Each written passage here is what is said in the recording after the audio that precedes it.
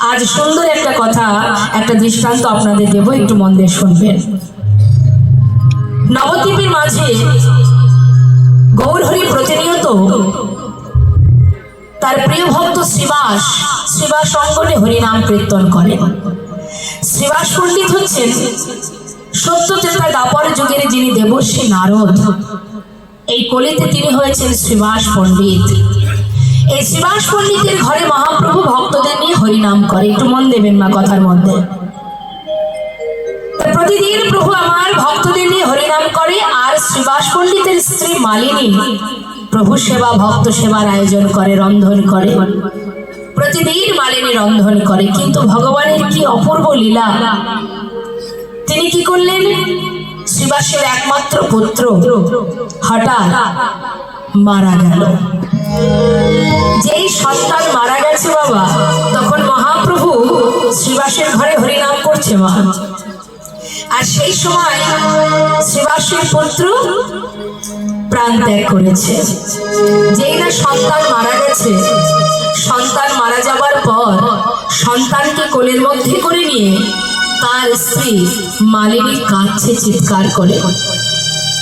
পাশের ঘরে গৌরহরি হরিনাম করছে, আর মৃত সন্তানকে কোলে করে নিয়ে তার মা মালিনী শ্রীবাস পণ্ডিতের সহধর্মিণী নয়নের জলে বুক ভাসিয়ে কাঁদছে। সন্তান হারা যন্ত্রণা যার হারিয়েছে সেই তো জানে বাবা। সন্তানকে কোলে করে নিয়ে যখন চিৎকার করে কাঁদছে, শ্রীবাস পণ্ডিত কান্না শুনে তাড়াতাড়ি করে মালিনীর কাছে গিয়ে বলছে, মালিনী তুমি কাঁদছো কেন? কোলের মধ্যে সন্তান জিজ্ঞাসা করছে, তুমি পুত্রকে কোলে করে কাঁদছো কেন, কি হয়েছে? মালিনী বলছে, স্বামী আমাদের সন্তান একটু আগে মারা গেছে।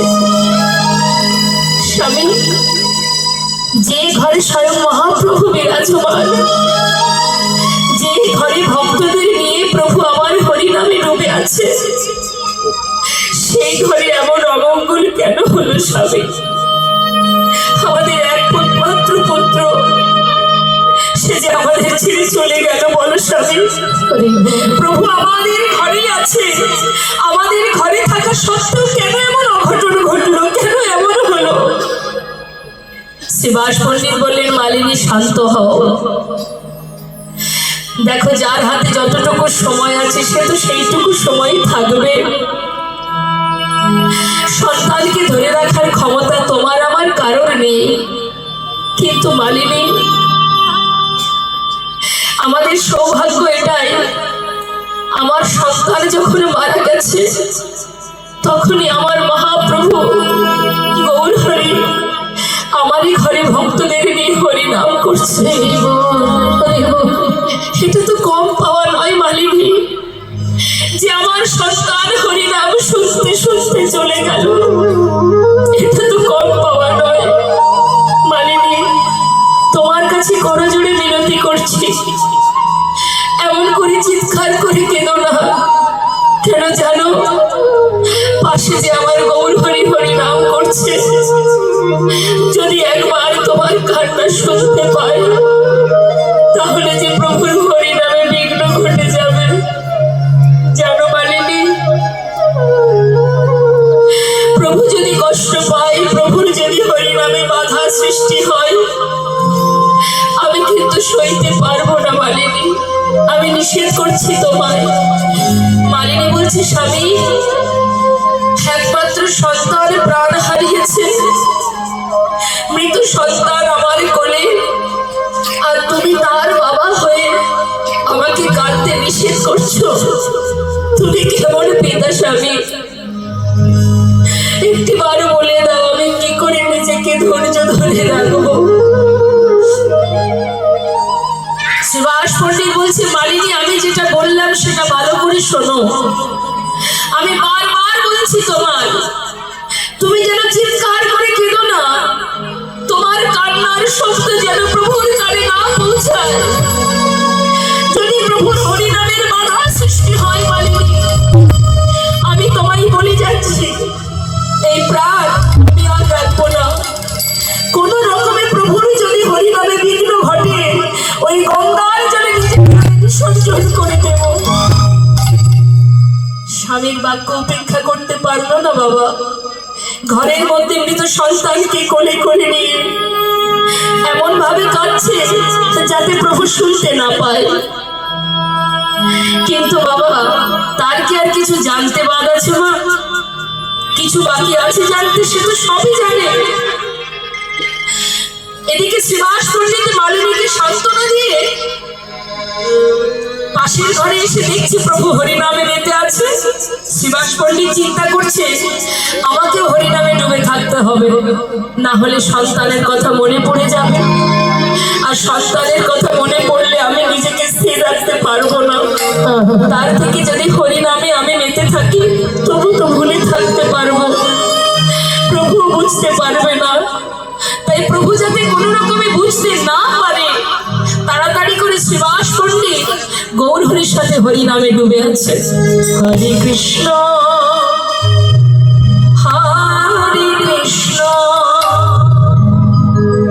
কৃষ্ণ কৃষ্ণ হরে হরে হরে রাম হরে রাম রাম রাম হরে হরে। কৃষ্ণ হরে কৃষ্ণ কৃষ্ণ কৃষ্ণ হরে হরে হরে রাম হরে রাম রাম রাম হরে হরে। নাম গাইতে গাইতে হঠাৎ গৌর হরি ডাকছে, শ্রীবাস। বলো দয়াময়। শ্রীবাস, আজ আমি তোমার ঘরে হরিনাম করছি বটে, কিন্তু কেন জানি না আজ আমি হরিনাম করে কোনো আনন্দ পাচ্ছি না। কেন বলতে পারো দয়াময়? কেন তুমি আনন্দ পাচ্ছ না? কি হয়েছে তোমার আমাকে বলো। জানি না শ্রীবাস, কেন জানি না আজ আমি হরিনাম করে কোনো সুখ পাচ্ছি না। আচ্ছা শ্রীবাস, এবার জিজ্ঞাসা করছে মা। শ্রীবাস, একটা কথা বলবো? বলো প্রভু। তোমার ঘরে কি কোনো অমঙ্গল হয়েছে? শ্রীবাস বলছে, দয়াময় আমার ঘরে? এ তুমি কি বললে দয়াময়? যার ঘরে মঙ্গলময় হয় ভগবানের সঙ্গে লয়ে হরি নাম করে, তার ঘরে কি অমঙ্গল হতে পারে? ঘরে কি অমঙ্গল হতে পারে? এ তুমি কি বলছো? যার ঘরে তুমি স্বয়ং সর্বদাই হরিনামে মেতে আছো, সে ঘরে অমঙ্গল কি করে হবে দয়াময়? কোনো অমঙ্গল হয়নি। পাশে এক ভক্ত বলছে, জানো গৌর হরি, শ্রীবাসের একমাত্র পুত্র একটু আগে মারা গেছে। শ্রীবাস, তোমার পুত্র মারা গেছে? গৌর হরি, আমার পুত্র? এ তুমি কি বললে দয়াময়? সে আমার কি করে হবে? সে তো তুমি দিয়েছিলে। এই জগতে তুমি ছাড়া আমার আর কেহ নাই। এই জগতে তুমি ছাড়া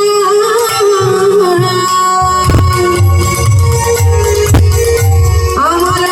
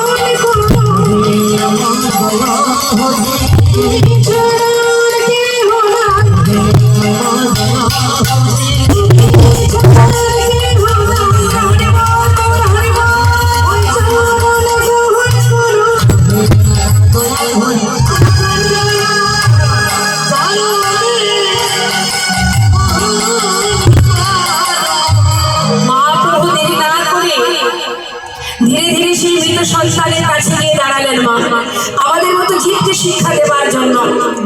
সেই সন্তানের কাছে গিয়ে ক্ষণিকের জন্য, কিছু সময়ের জন্য, কিঞ্চিত সময়ের জন্য সেই শিশুটি আবার পুনরায় প্রাণ দিয়ে প্রভু জিজ্ঞাসা করলেন, বললেন, বালক, এত তাড়াতাড়ি মা বাবাকে ছেড়ে চলে যাচ্ছিস কেন?